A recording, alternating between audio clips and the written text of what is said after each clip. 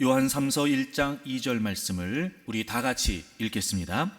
사랑하는 자여, 내 영혼이 잘됨 같이 내가 범사에 잘되고 강건하기를 내가 간구하노라. 아멘. 어떤 책에 보니까 원인 혼란이라는 개념이 있더라고요. 원인 혼란. 이게 뭐냐면요, 어떤 사건의 원인을 오인해서 생겨나는 혼란이래요. 대부분의 사람들은 어떤 상황을 만났을 때 그것에 대해서 한 가지 원인을 찾아내려는 성향을 갖고 있다고 합니다. 그런데 그렇게 한 가지 원인을 찾아내기 위해서 지나치게 집착한 나머지 오히려 원인을 잘못 파악하게 된다는 거예요. 그래서 초래되는 결과가 바로 원인 혼란이라는 겁니다. 우리는 잘 알아요. 대부분 발생하는 모든 일들은요, 한 가지 원인에 의해서 나타나는 경우는 드뭅니다. 대개 다양한 원인이 복합적으로 얽혀서 그 결과가 나타나게 되죠. 근데 희한한 건 뭐냐면 우리가 그걸 알아요. 그런데도 한 가지 원인을 찾아내려고 한다는 거예요. 그걸 단일 원인이라고 말하더라고요. 그래서 학자들이 연구를 했대요.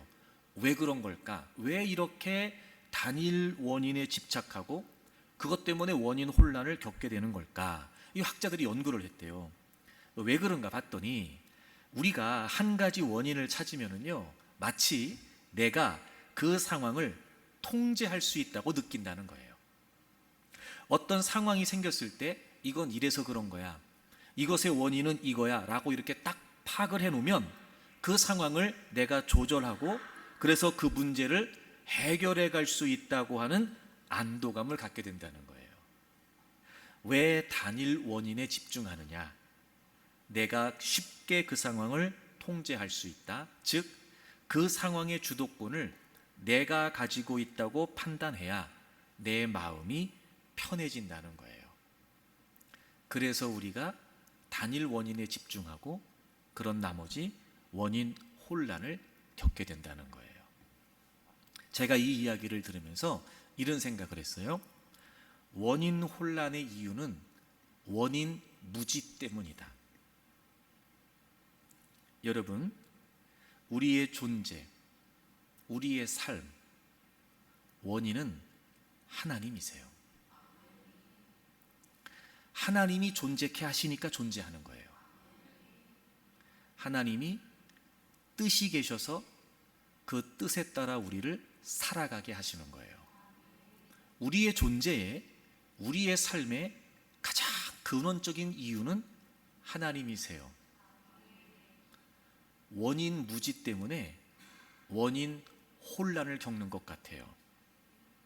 그러므로 우리의 삶에서 가장 중요한 건 뭐냐면요, 하나님을 아는 겁니다. 아, 하나님이 계시다. 아, 그렇지, 하나님이시지. 그 하나님이 창조주이시고 그 하나님이 주관자이시라는 거, 그 하나님이 모든 걸 다스리시는 분이시라는 거, 하나님을 아는 거. 그러면요, 원인 무지에 빠질 일이 없어요. 그러니까 단일 원인에 집중할 일도 없습니다. 원인 혼란에 빠지지도 않아요. 그래서는 우리의 삶에서 가장 중요한 게 뭐냐면 바로 그 하나님과의 바른 관계를 갖는 겁니다. 사랑하는 여러분, 혹시 여러분도 원인 무지에 빠져 있으신 거 아닙니까?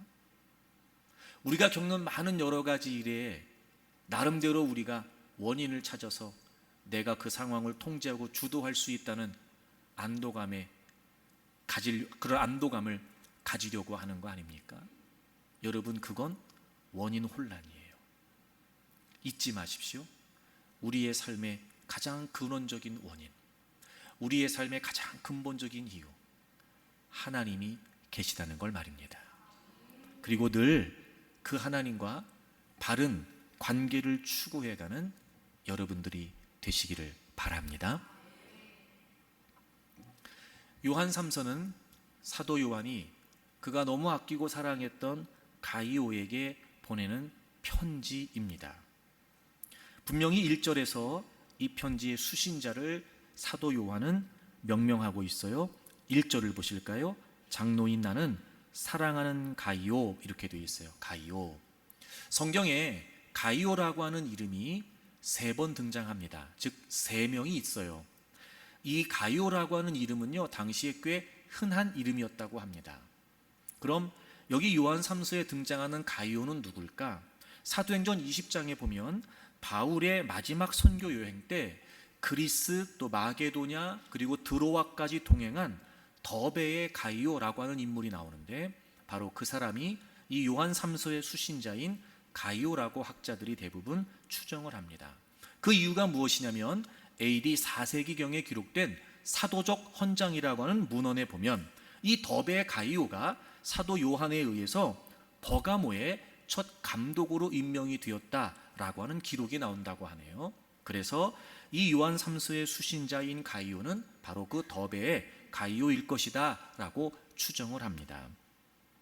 그가 서신을 쓰면서 가이오에 대한 마음이 어떤지를 분명히 드러내 보여주고 있어요. 1절을 다시 보세요. 장로인 나는 사랑하는 가이오 곧 내가 참으로 사랑하는 자에게 편지한다. 2절 사랑하는 자여, 이렇게 돼 있어요. 보통 우리가 왜 편지 같은 거 쓸 때 그런 표현 쓰지요? 친애하는 누구누구. 사실 그거는 여러분 그냥 상투적인 인사말이에요.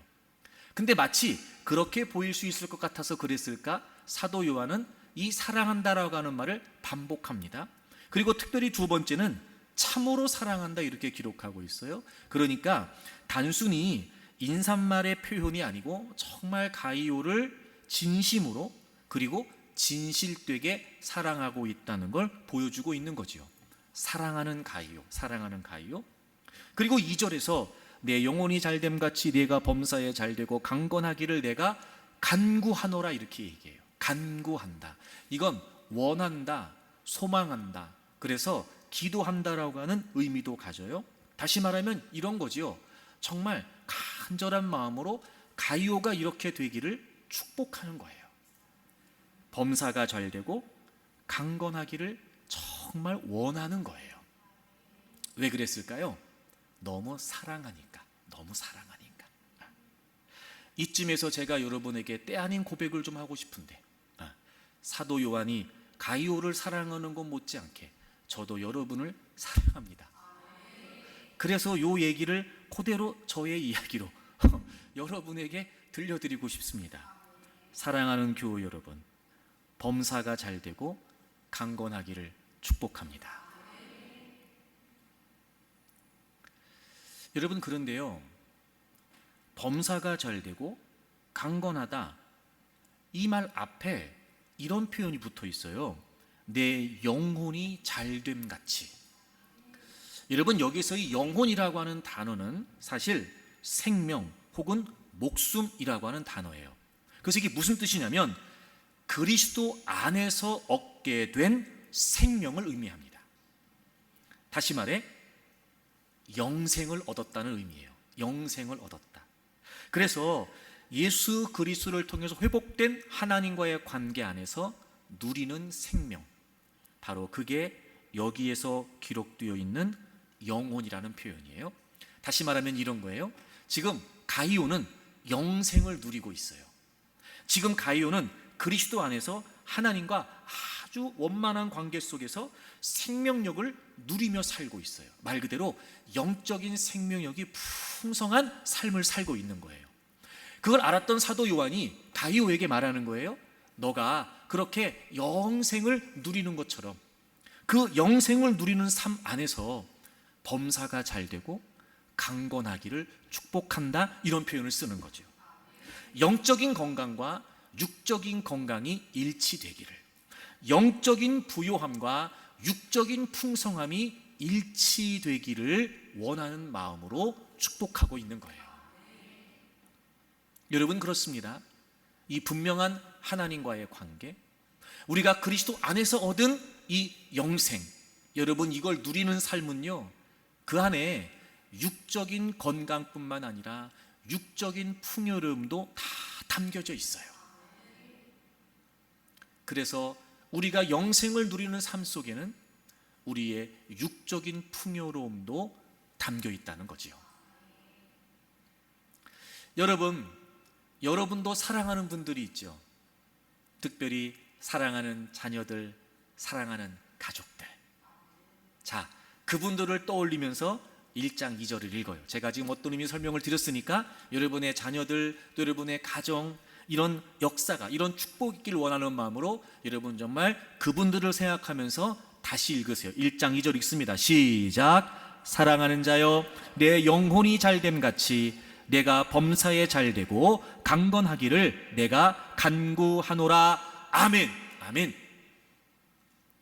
5월달부터 시작해서 계속해서 여러분들에게 하나님의 복을 받은 가문이 되게 해달라고 서로 격려하고 축복하고 기도하고 있는데, 그런 마음을 갖고 있으면서 기도하다가 이 구절이 떠올랐어요.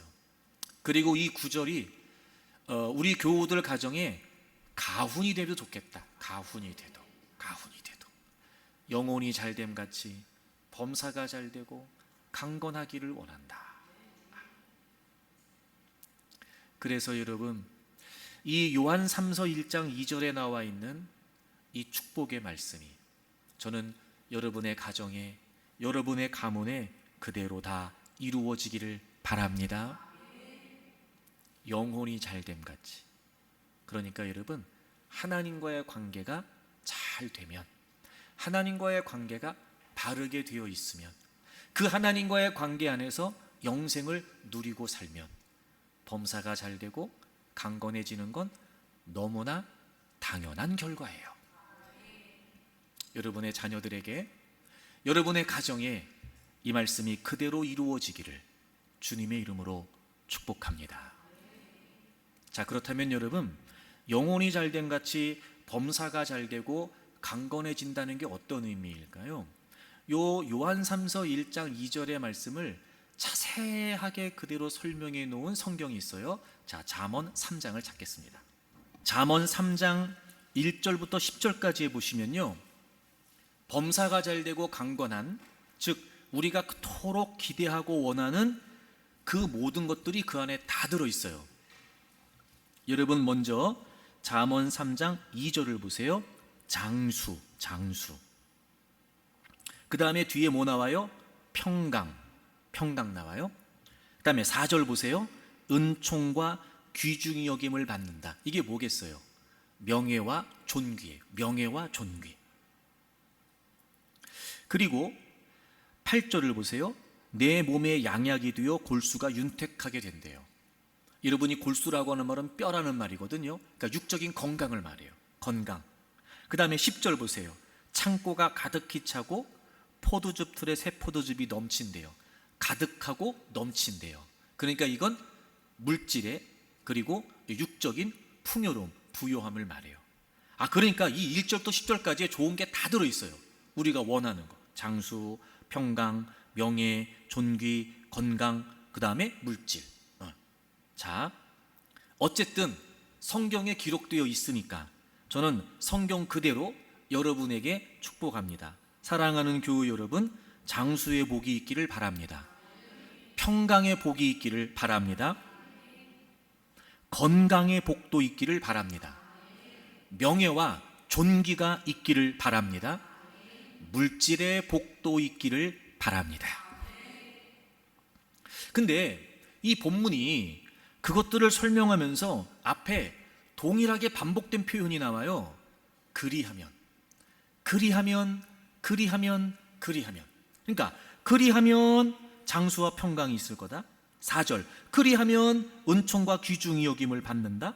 8절, 이것이, 그러니까 그렇게 하면, 6절, 그리하면 내 길을 지도하신다. 8절, 이것이, 그러니까 그렇게 되면 골수를 윤택하게 된다. 10절, 그리하면 차고 넘치는 게 있어요. 그리하면. 그러니까 이런 거예요. 우리가 원하는 범사가 잘 되고 강건한 장수, 또 여러분 평강, 또 명예와 존귀, 건강, 또 물질, 우리가 원하는 이 모든 것들은 앞에 어떤 원인이 있고, 그것 때문에 그리하면, 그것 때문에 그렇게 하면 주어진다는 거예요. 그 앞에 내용이 뭐예요? 1절, 내 아들아 나의 법을 잊어버리지 말고 네 마음으로 나의 명령을 지키라. 그리하면, 그러니까 앞에 뭐 나왔어요? 말씀 나왔어요. 말씀. 3절 보실래요? 인자와 진리가 내게서 떠나지 말게 하고 그것을 내 목에 매며 내 마음판에 새기래요. 이제는 그 말씀을 마음판에 새기래요. 그리하면 그쵸 여러분? 그리하면 5절 너는 마음을 다가 여호와를 신뢰해라. 그리하면 또 나왔어요. 7절 뒷부분 여호와를 경외해라. 악을 떠나라. 그리하면 이것이 그치요? 9절 여호와를 공경해라. 10절 그리하면 이렇게 나왔어요. 하나님의 말씀을 들어라. 말씀을 새겨라. 하나님을 신뢰해라. 하나님을 경외해라. 하나님을 공경해라. 그리하면 이런 것들이 주어진대요. 그러니까 여러분 이런 거예요. 우린 그리하면 뒤에 나오는 이 내용들을 우리가 원해요. 나도 원해요 여러분. 나도 원하고 여러분도 원하고 우리 모두 원한단 말이에요. 우리가 다 원해요 그걸. 그런데 여러분 중요한 게 뭐냐면 원하는 것도 중요한데 그 원하는 것을 위해서 사실은 원해야 되는 것도 중요해요. 제가 정리할게요. 이런 거예요. 우리가 원하는 건 원하는 걸 추구해서 얻는 게 아니에요. 원해야 되는 걸 추구하면 원하는 걸 얻을 수 있어요. 이건 결과적으로 주어지는 거예요. 우리가 그토록 원하는 범사가 잘 되고 강건한 그토록 원하는 이것들은 결과적으로 주어지는 것이고 그 선행되어야 될 정말 우리가 원해야 되는 게 뭐예요? 영혼이 잘됨 같이 즉 하나님을 신뢰하고 하나님을 경외하고 하나님을 공경하고 그리하면 나머지는 결과적으로 다 주어진다는 거예요. 여러분 요한 3서 1장 2절의 말씀이 그대로 설명되어 있는 거예요. 그래서 여러분 우리는 반드시 이 삶의 원리를 기억해야 됩니다. 원하는 걸 추구해서 원하는 걸 얻는 게 아니고 우리가 원해야 되는 건 따로 있어요. 뭐예요? 하나님을 신뢰하고 하나님을 경외하고 하나님을 공경하고 그러니까 하나님을 신뢰하고 하나님을 경외하고 하나님을 공경하고 그리하면 이 모든 것이 주어진대요. 그러니까 우리가 중요하게 여기고 우리가 힘써야 되고 우리가 정말 원해야 되는 건 뭐예요? 내가 하나님을 신뢰해야 되겠다. 내가 하나님을 경외해야 되겠다. 내가 하나님을 공경해야 되겠다. 우린 그거면 돼요. 그러면 그 나머지는 범사가 잘 되고 강건하는 건 하나님께서 자동적으로 결과적으로 우리에게 주시는 거예요. 원인 혼란은 원인 무지 때문이에요. 여러분 하나님을 아는 게 너무 중요합니다. 그리고 그 하나님과의 바른 관계가 우리의 인생을 좌우합니다.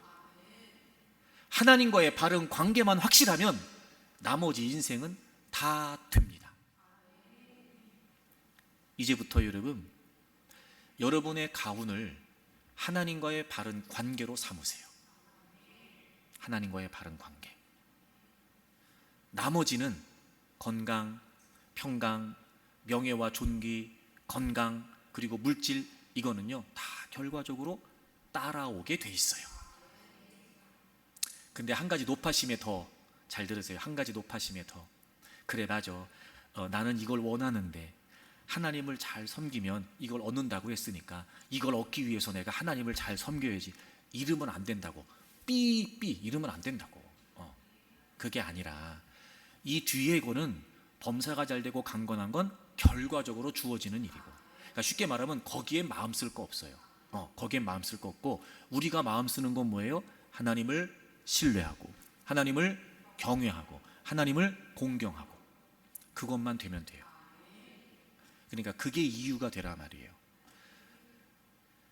내가 원하는 걸 얻기 위해 하나님과의 관계를 수단으로 삼으려고 하지 말고 이 하나님과의 관계 자체가 목적이 되면 나머지는 결과적으로 하나님이 우리에게 다 주세요. 오늘부터 제가 3주 동안 그래서 이 너무나 중요한 신뢰, 경외, 공경을 차근차근 설명드릴 거예요. 여러분 이것만 분명해지면 나머지는 걱정할 게 없어요. 그러니까 이 요한3서 1장 2절의 말씀을 자세히 설명해 내온 이 내용을 통해서 여러분의 집에 가훈을 다 정하세요. 다 정하고 이제부터 우리는 이렇게 살자. 그러면 여러분, 하나님의 복을 받는 가문이 됩니다. 되지 말라고 해도 돼요. 안 될 수가 없고요, 안 될 리가 없습니다. 사랑하는 교회 여러분, 여러분의 가정이, 가문이 하나님의 복을 받기를 축복합니다. 자, 그러면 여러분, 하나님을 신뢰한다는 게 무슨 말일까? 자, 5절을 보실까요? 너는 마음을 다하여 여호와를 신뢰하고 내 명철을 의지하지 말라. 너는 범사에 그를 인정하라. 그리하면 내 길을 지도하시리라. 자, 하나님을 신뢰하면 우리의 길을 지도하신답니다. 근데 여러분, 제가 이 지도라는 단어가 무슨 의미 설명하면요, 여러분 분명히 아멘 할 겁니다. 두고 보세요. 아멘 하나하나 보세요. 자, 이 지도라고 하는 단어가 무슨 말이냐, 원래 이 말은요, 곧다, 올바르다 이런 표현이래요. 근데 이 말이 어떤 의미가 있냐 봤더니 이런 말이래요. 장애물을 치우고 평탄하게 한다, 이 말이래요. 지도가 무슨 말이냐, 장애물을 치우고 길을 평탄하게 한다는 거예요. 그냥 이런 거예요. 하나님을 신뢰하면 하나님께서 우리의 길을 평탄케 하시겠다는 거예요.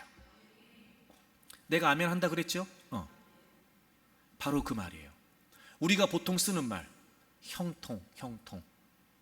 길이 열리고, 이런 막혔던 길도 열리고, 닫혔던 문도 열리고, 바로 그 평탄해지고 형통해지는, 우리가 그토록 원하는, 그렇죠? 범사가 잘 되는, 그게 어떻게 하면 된다고요? 하나님을 신뢰하면 주어지는 결과예요. 그러니까 우리는 뭘 하면 돼요? 하나님만 신뢰하면 돼요. 그럼 우리의 길이 어떻게 된다고요? 평탄해진다고요. 우리가 하나님을 신뢰하면 하나님께서 우리의 길을 어떻게 하신다고요? 평탄케 하신다고요. 여러분, 하나님의 은혜로 여러분의 길이 평탄하게 되기를 바랍니다. 여러분의 자녀들, 또 여러분의 가족의 길이 형통하기를 바랍니다. 우리는 뭘 하면 돼요? 하나님을 신뢰하면 돼요. 자, 그럼 여러분, 하나님을 신뢰한다는 말이 무슨 말일까? 하나님은 신뢰한다는 말, 이 단어가 무슨 의미냐면요, 이런 의미예요. 내가 어떤 대상을 믿기 때문에 내 몸을 완전히 기대는 거예요. 이게 신뢰한다는 거예요. 자, 내가 어떤 상대를 믿어요. 그래서 그 상대가, 야, 나한테 기대. 근데 내가 그 사람을 정말 믿을 수 있으면 내 몸을 어떻게 해요? 기댈 수 있어요. 근데 못 믿는 사람이면 기댈 수 있어요, 없어요? 없어요. 내가 기대는데 피하면 어떻게 해요? 그러면 나만 자빠지잖아. 그러니까 아무에게나 우리가 우리의 몸을 기대지 않아요. 믿으니까 기대는 거죠. 그래서 이 신뢰라고 하는 단어가 무슨 말이냐, 그 대상을 믿기 때문에 내 몸을 기대는 거예요. 그러니까 즉 이 말이 무슨 말이겠어요? 맡긴다는 말이에요. 우리가 기댈 때 언제 기대요? 내가 힘들 때, 그죠? 내가 벅찰 때, 정말 지칠 때. 그러니까 쉽게 말하면 이런 거예요.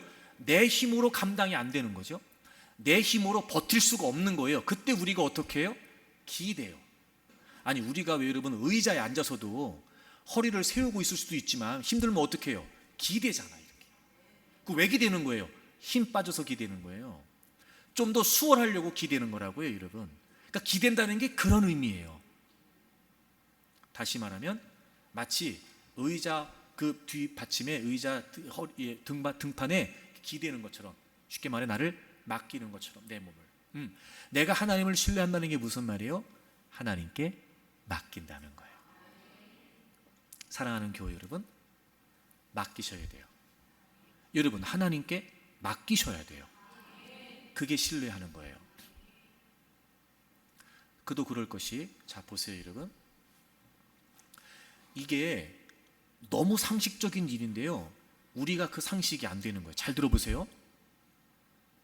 자, 우리는 내일을 알아요, 몰라요? 모른다고 하세요. 자, 우리가 내일을 알아요, 몰라요? 몰라요. 근데 우리는요, 우리가 모르는 그 내일을 나름대로 오늘 준비해요. 이게 있으면 될 거야. 이렇게 하면 되지. 그래, 이거 있으니까 됐어. 이렇게 준비하면 돼. 그리고 우리는 모르는 내일을 오늘 준비하려고 애를 써요. 여러분, 내일에 대한 불투명과 이 불확실성이 점점 심해지고 있는 이 시대에 제일 많이 사용하는 단어 중에 하나가 뭔지 아세요, 여러분? 보장이라는 단어예요. 보장. 노후 보장, 암 보장. 그죠? 안심이 되잖아. 왜? 뭔가 대책이 세워진 것 같잖아. 고수입 보장. 그죠, 여러분? 보장. 이 보장이란 말이요, 우리를 안심하게 한다니까요, 여러분. 왜 그래요? 내일에 대한 불안함 때문에 그래요. 자, 근데 제가 한 번 더 얘기해 볼게요. 잘 들어보세요. 한 번 더 생각해 보면, 자, 어차피 우린 내일을 몰라요. 그런데 아무리 오늘이라고 하는 한계 속에 완벽히 내일을 준비한다고 한들 그게 내일을 위한 완전한 준비가 되겠어요? 안 돼요. 그러니까 우리가 얼마나 미련하게 사냐 말이에요. 우린 내일을 모른다니까요, 여러분. 근데 우리는 오늘이라고 하는 한계 속에서 나름대로 발버둥을 치는 거예요. 이거 있으면 이렇게 되면, 이거 보장되면, 그러면 나는 내일이 확실할 거야 라고 나름대로 준비하는데 전혀 그렇지가 않아요. 내일이 어떻게 될지 모르는데 우리가 준비하는 게 무슨 소용이 있으며, 내일 무슨 일이 생길지 모르는데 우리가 준비하는 게 무슨 의미가 있냐 말이에요. 우리는 내일을 모른다는 아주 중요한 진리를 까먹고 살아요. 그런데 우리가 한 가지는 확실히 알아요. 그게 뭐냐? 내일은 모르는데 그 내일을 주관하시는 분이 하나님이시라는 거예요. 그건 알죠, 여러분? 우리는 다 내일을 몰라요. 하지만 뭘 알아요? 그 내일도 누가 주관하세요? 하나님께서. 내일도 누가 함께 하세요? 하나님께서. 그건 알아요. 아하, 제가 중요한 말씀 드릴게요. 이런 거예요. 왜 하나님이 우리에게 내일을 모르게 하셨을까?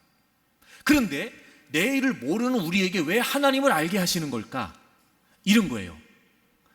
아는 것으로 모르는 걸 해결하라는 거예요. 아는 것으로 모르는 거 해결하라는 거예요. 모르는 거 붙들고 씨름해봐야 어차피 우리 모른다니까요, 여러분. 해결이 안 나요. 그 속에서는 아는 게 없으니까. 하지만 아는 거 있어요. 우리가 내일도 하나님 손에 있어요. 우리의 미래가 하나님 손에 있어요. 그건 확실히 알아요. 그렇죠, 여러분? 그러니까 모르는 거 가지고 발버둥 치지 말고 아는 걸 붙들란 말이에요. 아는 것으로 모르는 걸 풀어가는 거예요. 그러니까 어떻게 하면 돼요? 아는 것, 하나님이 내일도 주관하신다. 하나님, 우리의 내일은 하나님 안에 있다. 그거 아는 거잖아요. 그리고 우리가 모르는 거, 내일을 모른다. 어떻게 풀면 돼요? 맡기면 돼요. 그러니까 우리는 어떻게 하면 돼요? 맡기면 돼요. 근데 우리가 솔직히 말해서 이런 거죠. 하나님의 도움을 구해요. 근데 우리는 하나님의 도움만 필요하지 맡기고 싶은 생각은 없어요. 우린 하나님의 힘을 원해요. 그런데 하나님의 힘만 원하지 내 삶을 맡기고 싶은 의사는 없어요. 맡긴다는 게 무슨 의미냐면 삶의 주도권을 내놓는 거거든요. 내 몸을 기대요. 그러면 그 지탱하고 있는 사람에 의지할 수밖에 없단 말이에요. 우리가 왜 맡기지를 못하냐면 우리는 그게 어떤 의미인지를 알아요. 삶의 주도권을 하나님께 내놓는 거거든요. 참, 여러분, 얼마나 우리가 어리석고 미련한지 보세요. 내일을 모르는데 맡기지도 않아요. 여러분, 이건 교만이에요. 교만입니다. 제 말이 틀리지 않죠? 그러니까 제발 하나님 앞에서만큼은 교만하지 마세요. 그냥 모르니까 모른다고, 모자라니까 모자란다고, 부족하니까 부족하다고, 연약하니까 연약하다고, 그리고 그냥 하나님께 내 삶의 운전대를 맡기세요. 하나님께 맡깁니다. 하나님밖에 없습니다. 그리고 하나님께 맡기면 나는 내일이 불확실하지만 나의 하나님은 확실하시니까. 그러므로 그 하나님께 맡긴 나의 내일은 확실해요. 게다가 그렇게 하나님께 맡겨서 하나님이 이끌어 가신다면, 그렇죠? 하나님이 인도해 가신다면, 예를 들어서 하나님께 맡겼어요, 우리의 삶을. 근데 하나님이 인도해 가시는 그 길 속에 문제가 생겼어. 자, 그러면 내가 하나님께 맡겼으니까 그 문제는 내 문제예요, 하나님 문제예요? 하나님 문제예요. 하나님이 해결하지 못하실 문제가 있어요, 없어요? 없어요. 하나님이 감당하지 못하실 문제가 있어요, 없어요? 없어요. 그러니까 맡겼는데도 불구하고 어려움이 있을 수 있고, 맡겼는데도 불구하고 장애물이 나타날 수 있어요. 그때마다 어차피 나는 내 인생을 하나님께 맡겼으니까 그건 내 문제가 아니라 하나님 문제예요. 그래서 하나님이 그 길 속에 있는 장애물도 치우신다는 거예요. 그리고 그 굴곡진 삶을 평탄케 하신다는 거예요. 이게 신뢰하는 거예요. 그래서 성경에 보면은요, 하나님과 우리 사이의 관계를 목자와 양으로 많이 비유하세요. 목자와 양으로. 이 양들은요, 아주 제한적인 그리고 불가능한 분명한 조건들이 몇 가지가 있어요. 그 중에 하나가 뭐냐면 가시거리가 1m 내지 1.5m밖에 안 된대요. 그러니까 기껏 봐봐야 1.5m 보는 거예요. 그러니까 양들은요, 혼자서 길을 찾아가질 못해요. 여러분, 혹시 양들이 이빨이 날카롭고 발톱이 매섭다, 양들이 싸납다, 이런 얘기 들어보셨어요? 없어요. 이게 무슨 의미냐면 양들은요, 스스로 자기를 보호할 수 있는 자구책이 없어요. 그런데다가 양은요, 겁도 무지 많답니다. 다시 말하면 솔직히 양은 살아갈 수 있는 방법이 없어요. 근데 그런 양에게 살아갈 수 있는 그 모든 문제를 완벽하게 해결할 수 있는 딱 한 가지 방법이 있어요. 그게 뭐냐? 목자를 만나는 거예요. 멀리 못 봐도 상관없어요. 목자가 끼니 때가 되면 알아서 초장으로 인도합니다. 목마를 때가 되면요, 알아서 물가로 인도해 간다니까요. 잘 보이지도 않는데 여기저기 다니면서 부딪히고 빠지고 넘어지고 자빠지는 것보다 그냥 목자 따라가면 돼요. 스스로 자신이 보호할 수 없어요. 근데요, 목자가 있거든요. 지팡이를 들고 막대기를 들고 맹수의 위협을 만날 때마다 양들은 목자가 지켜요. 목자는요, 그 양을 위해 목숨을 내놓습니다. 어떤 맹수가 도전해도요, 절대로 양을 포기하지 않습니다. 그리고 지켜내지요. 그러니까 이런 말도 안 되는 조건을 가지고 있는 양이 살아갈 수 있는 비결은 뭐예요? 목자 만나는 거예요. 어떻게 하면 돼요? 이제부터 목자한테 맡기면 돼요. 하여튼 목자가 싫다고 그래도 그냥 들러붙으면 돼요. 제발 목자가 저리 가라, 네 혼자 살아, 그래도 양을 어떻게 해야 돼요? 혼자 살 수가 없어요. 그러니까 무조건 들러붙어야 돼요, 껌딱지처럼. 그리고 탁 몸을 맡기고 확실히 인생을 맡기면 목자가 책임져요. 그래서 다윗이 고백하는 거예요. 여호와는 나의 목자시니 내게 부족함이 없으리로다. The Lord is my shepherd, I will not want. 하나님이 나의 목자가 되시니까 나는 더 이상 원하는 게 없다는 거예요. 원하는 게 없다는 거예요.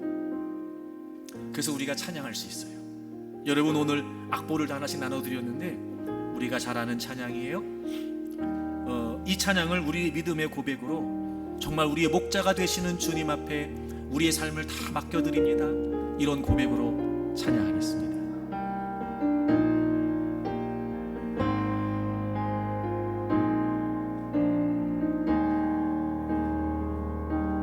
여호와는 나의 목자니 내가 부족함 없으리로다. 그가 나를 푸른 초장에 쉬게 하시고 인도하네. 여호와는 나의 목자니 여호와는 나의 목자니 내가 부족함 없으리로다. 그가 나를 푸른 초장에 쉬게 하시고 인도하네. 내가 사망의 음침한 계곡을 걸어도 두려워하지 않을 것은 주의 지팡이와 막대기가 나를 지키며 주님 나와 함께 하심이로다. 여호와는 나의 목자니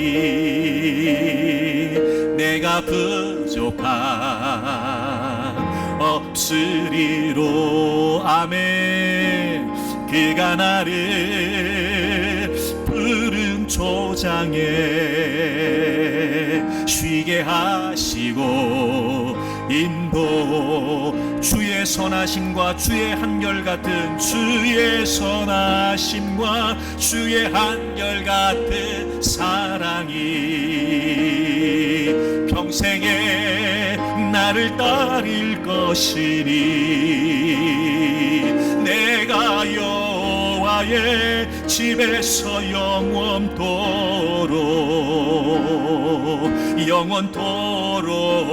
거하리로다. 여호와는 나의 목자, 여호와는 나의 목자니 내가 부족함 없으리로다. 그가 나를 푸른 초장에 쉬게 하시고 인도하네. 쉬게 하시고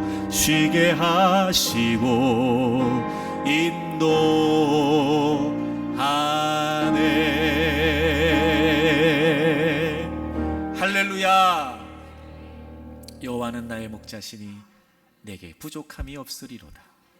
여러분, 하나님을 신뢰하십시오. 하나님께 맡기십시오. 그런데 우리가 한 가지 주의해야 될 점이 있어요. 자, 잠언 3장을 다시 보시면 5절에 여호와를 신뢰하라고 그랬는데 그 앞에 무슨 표현이 나오냐면 너는 마음을 다하여 이렇게 돼 있어요. 마음을 다하여 여호와를 신뢰하래요. 여러분이 마음을 다한다는 말이 무슨 말이냐면 직역하면 마음 전체로 이런 뜻이에요. 다시 말해서 마음이 흐트러지거나 산만해지거나 두 마음이 되지 않고, 이거 중요합니다. 두 마음이 되지 않고 마음이 산만해지지 않고 오직 우리의 마음 전체가 다 하나님을 신뢰해야 된다는 거예요. 아니, 왜 하나님을 신뢰하라고 하면서 이렇게 강조했을까? 이 말은 하나님께 대한 전적인 신뢰와 의지를 적극적으로 표명하라는 거예요. 적극적으로, 의지적으로. 그럼 왜 성경이 우리에게 이걸 강조하는 걸까? 이유가 있겠지요. 그 뒤를 보세요. 여호와를 신뢰하고 그 다음 뭐라고 돼 있어요? 내 명철을 의지하지 말아라. 7절 보세요. 스스로 지혜롭게 여기지 말지어다. 자, 보세요. 하나님을 신뢰하면 우리의 길은 평탄케 돼요. 하나님께 맡기면 우리의 길은 형통케 돼요. 근데요, 그 하나님을 신뢰하는 일에 있어 방해가 있어요. 그게 뭔지 아세요? 내가 나 스스로 지혜롭게 여긴다는 거예요. 그게 있기 때문에 마음이 나뉘지 않도록, 마음이 흐트러짐 없이 온전히 다 우리의 마음을 다 쏟아서 하나님만을 신뢰하라는 거예요. 여러분, 여기서 이 명철이라는 단어가 어떤 의미인지 아세요? 참, 성경은요 정말 너무 정확해요. 명철, 자신의 이해력에 따라 판단하고 행동하는 거래요. 여러분 보세요. 우리가 얼마나 많은 순간에 하나님 앞에서조차 우리의 이해, 우리의 경험, 우리의 상식, 우리의 지식을 따지는지 몰라요. 왜 못 맡기는지 아세요? 내 경험 때문에. 왜 못 맡기는지 아세요? 내 지식 때문에, 내 상식 때문에, 내 생각 때문에. 하나님 앞에 아무것도 아닌 존재인데, 이야, 여러분, 우리가 그 지존하신 하나님 앞에서조차 내 생각을 거론하는 거예요. 내 이해, 내 판단, 내 결정, 그것 따라가는 거예요. 그래서 하나님께서 말씀하신 거예요. 마음을 다해서 하나님을 신뢰하라는 거예요. 다시 말해, 하나님을 의지하려는 의지가 없으면 우린 나를 의지하게 돼요. 다시 말해, 하나님을 의지하는 거, 하나님께 맡기는 건 그냥 되지 않아요. 적극적으로, 우리가 의지적으로 결심하고 또 결심하고, 그러면서 의지적으로 나는 하나님만 의지합니다, 나는 하나님께 맡깁니다, 저는 하나님만 붙잡고 싶습니다, 하나님만 신뢰합니다, 이렇게 적극적으로 의지를 표명하지 않으면 우리는 나 스스로 의지하게 돼요. 내 명철을 의지하게 돼요. 결국 그건 멸망이에요. 패망이에요. 만약에 양이 그런 한계를 가지고 있음에도 불구하고 목자 곁을 떠난다면 어떻게 되겠습니까? 맹수의 위협으로부터 안전할 리가 없습니다. 먹을 수는 있을까? 마실 수는 있을까? 편안히 누울 수는 있을까? 천만에요. 그거와 똑같아요. 사랑하는 교회 여러분, 우리가 하나님을 신뢰하면 하나님께서 책임져 주세요. 그러니 그 하나님 앞에서 여러분 스스로의 이해력에 따라 생각하고 결정하고 살아가지 않기를 바랍니다. 제발 주님의 이름으로 간곡히 부탁하는데, 스스로 지혜롭게 여기는 어리석음을 범하지 않기를 바랍니다. 그래서 우리가 매 순간 의지적으로 하나님을 의지하려고 해야 돼요. 여러분, 시편 56편을 찾아보실까요? 시편 56편은 다윗이 쓴 시인데요, 표제가 있어요. 조그만 글씨를 보시면 다윗이 가드에서 블레셋인에게 잡힌 때 이렇게 되어 있죠. 이게 이제 사무엘상 21장의 얘기예요. 사울이 워낙 다윗을 죽이려고 쫓아다니니까 피하다 이제는 국경을 넘어가요. 그래서 블레셋으로 갑니다. 근데 블레셋에서도 안전하지가 않았죠. 그래서 우리가 알고 있는 것처럼 블레셋 사람들에게 다윗은 그 블레셋의 전설적인 영웅이었던 골리앗을 무찌른 원수에 불과했어요. 그러니 당연히 다윗에게 호의적일 리가 없었고, 그래서 그곳에서도 안전하지 않다고 판단했던 다윗이 어떻게 해요?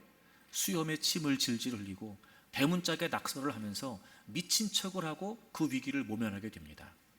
그 배경으로 쓴 시가 시편 56편이에요. 그래서 여러분, 이런 표현이 있어요. 1절부터 보세요. 하나님이여 내게 은혜를 베푸소서. 사람이 나를 삼키려고 종일치며 압제합니다. 종일치며 압제합니다. 2절, 내 원수가 종일 나를 삼키려 합니다. 여러분, 종일이라고 하니 반복되니까 얼마나 다윗이 힘들고 어렵고 괴로운지 이해가 되시죠. 그 죽음의 위협 속에서 말입니다. 블레셋으로 갔는데도 안전하지 않은 거예요. 여러분, 이런 상황에 다윗이 시편 56편을 쓰면서 제일 많이 나오는 표현이 뭔지 아세요? 내가 하나님을 의지한다는 거예요. 자, 3절 보세요. 내가 두려워하는 날에는 내가 주를 의지하리이다. 4절, 내가 하나님을 의지하고 또 내가 하나님을 의지하였은즉. 10절, 내가 하나님을 의지하여 여호와를 의지하여.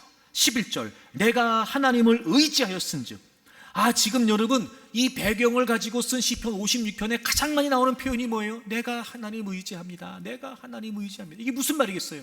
이제는 자기도 어찌할 수 없는 상황이 돼버린 거예요. 살아보겠다고 발버둥을 치면서 여기까지 도망왔는데 여기서도 안전하지 않아. 쉽게 말하면 더 이상 갈 데가 없어요. 사방이 꽉 막혔어요. 어찌할 수 없는 상황에 다윗이 할 수 있는 게 뭐가 있겠어요? 그냥 하나님께 맡기는 거예요. 하나님 맡깁니다. 나 이제 죽습니다. 하나님 이제 맡깁니다. 이제 죽을 지경입니다. 피할 데도 없습니다. 도망칠 데도 없습니다. 막다른 골목입니다. 하나님 두렵습니다. 불안합니다. 너무 힘듭니다. 근데요, 하나님께 맡깁니다. 하나님께 맡깁니다. 내가 하나님 의지합니다. 어찌 보면 하나님을 의지하기가 어려운 상황이니까 더 고백하는 거 아닐까? 어찌 보면 나름대로 피할 길을 찾을 수 없으니까 그래서 더 하나님을 의지하고 싶은 마음에 고백하는 게 아닐까? 의지합니다. 의지합니다. 다시 말해 다윗은 지금 이 상황에서 하나님을 의지하려는 의지가 있었던 거죠. 그리고 하나님께 맡겼던 그의 삶을 하나님은 죽음으로 내몰지 않으셨어요. 하나님은 그 죽음의 위기에서도 다윗을 건져주십니다. 여러분, 하나님을 의지하려는 의지가 있어야 돼요. 내 경험, 내 생각, 내 지식 다 내려놔야 돼요. 여러분. 다 내려놔야 돼요. 그리고 우리는 하나님 앞에서 무지하고 미련하고 보잘것없고 철저히 나의 존재를 하나님 앞에 인정하고 그저 우리의 모든 삶의 전폭을 하나님께 맡깁니다. 그러면요, 하나님이 책임지세요. 하나님이 길을 여세요. 아니, 하나님이 길을 만드세요. 여러분, 바다를 갈라서라도 길을 만드시고요, 바다 위를 걷게 하시면서라도 길을 만드신다고요. 그런 여러분, 이제부터 하나님을 신뢰하십시오. 여러분의 삶이 형통케 될 것입니다. 여러분의 가정이 하나님을 신뢰하십시오. 그러면 여러분의 가정이 형통케 될 것입니다. 영혼이 잘됨 같이 범사가 잘되고 강건하기를 주의 이름으로 축복합니다.